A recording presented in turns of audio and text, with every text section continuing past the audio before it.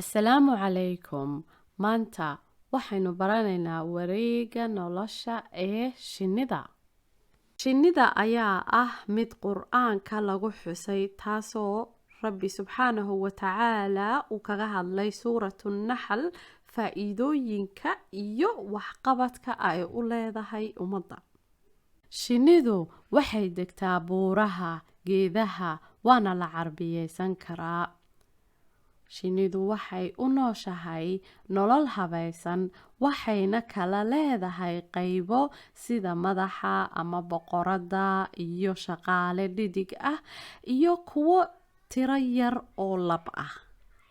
Cilmi baaris ballaaran oo adduunka oo dhan lagu tirakoobayay inta nooc ay ka kooban tahay shinnida ayaa lagu ogaaday in ay jiraan ugu yaraan 20,000 oo nooc oo ay ka mid yihiin honeybees, shinnida malabka, iyo bumblebees. Wareegga nolosha ee shinnida, life cycle of a bee.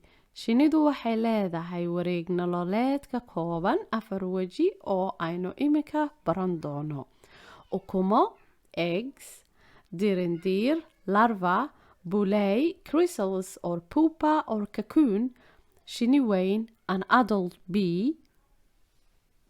Boqoradda ayaa dhigta ukumo tiradeedu tahay 1,500 ilaa 2,000 oo ukumood maalintii. 4 maalmood kadib ukuntii ayaa dilaacda oo isku beddesha dirindiir, waxaana quudiya shinnida shaqaalaha ah. 6 maalmood kadib ayay dirindiirtii isku beddeshaa buuley, halkaa oo ay kaga soo baxdo 7 gudihii iyadoo shinni weyn ah. 20 maalmood kadib waxay isku qaybisaa shinnidu 2 qaybood: qayb u hadha rugtooda aqal shinniyeedka ah iyo qaybta labaad oo duulimaad ugu baxa bannaanka si ay geedaha iyo ubaxyada u quutaan. Shinnidu shaqaalaha ah waxay jirtaa oo ay noolaan kartaa 6 ilaa 7 wiig xilliyada kulaylka ah, qabowgana waxay noolaadaan 4 bilood. Shinnida kuwa labka ah waxay noolaadaan dhowr wiig ilaa 4 bilood. Boqoradda shinnidu waxay noolaan kartaa 2 ilaa 5 sannadood. Xaqiiqooyin ku saabsan shinnida. Ma og tahay shinnidu waxay leedahay 5 indhood, 6 lugood iyo 4 baad. Shinnidu waxay isku afgarataa iskuna fahantaa ciyaar u gaara oo u eg sida daanska, waxayna jihooyinka ku gartaan cadceedda. Koox kasta oo shinniya ama guriga ay degan tahay shinnidu waxay leeyihiin kalar ama midab gooni u ah oo ay iyagu isku gartaan. Shinnida kiisa labka ah ama carabtu ay u taqaano ay tiraahdo yacsuubka, qolooyinka Englishkuna ay yiraahdaan droneska, waa mid aan shaqo qaban, waxna loo diran, iska lazy-a. Shaqada keliya ee uu qabto ayaa waxay tahay inuu iska fadhiyo meelaha oo uu sugo oo keliya boqoradda. Hadday shinnidu dabar go'do, waxay dhibaato aad iyo aad u fara badan u keenaysaa aadamaha, xayawaanka iyo dhirta. Maxay muhiim inoogu tahay shinnidu? Wax soo saarka shinnidu ay ka qayb qaadato ayaa lagu qiyaasaa 75% cuntooyinka aan cunno sida khudradda iyo fruitka. Shinnidu muhiim ayay u tahay tallaalinta, faxalaynta iyo barcaminta ubaxyada. Faa'iidooyinka shinnida. Shinnidu faa'iidooyin badan ayay u leedahay cimilada, dhulka, dhaqaalaha.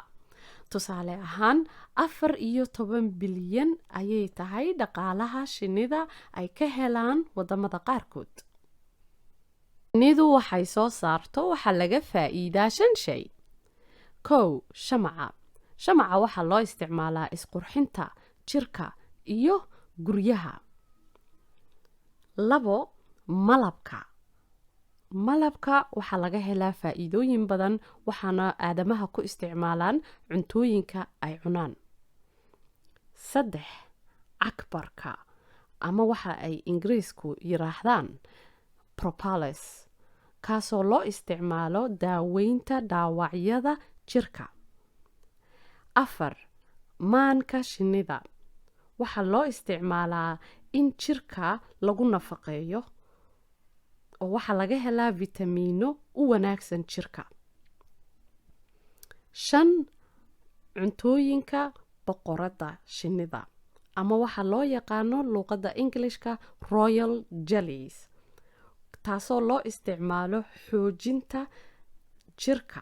maadaama aynu soo gaarnay dhammaadkii fiidiyogan waxaan rajaynayaa inaad ka faa'iiday oo aad ka jawaabi karto su'aalaha ah wareega nolosha ee shinnida muxuu yahay iyo maxay faa'iido noo leedahay shinnida sida dhinaca dhaqaalaha iyo aadamaha iyo dhirta.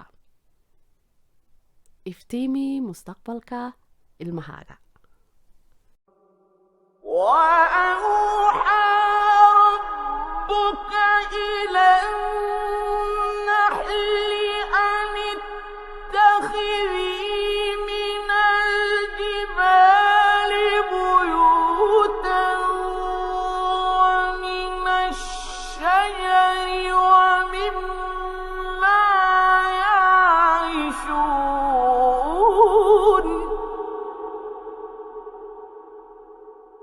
ثم كلي من كل الثمرات فاسلكي سبل ربك ذللا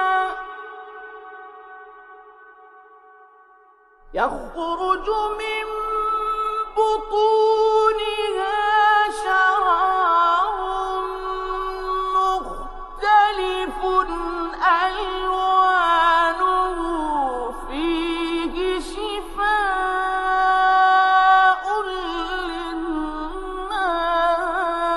للناس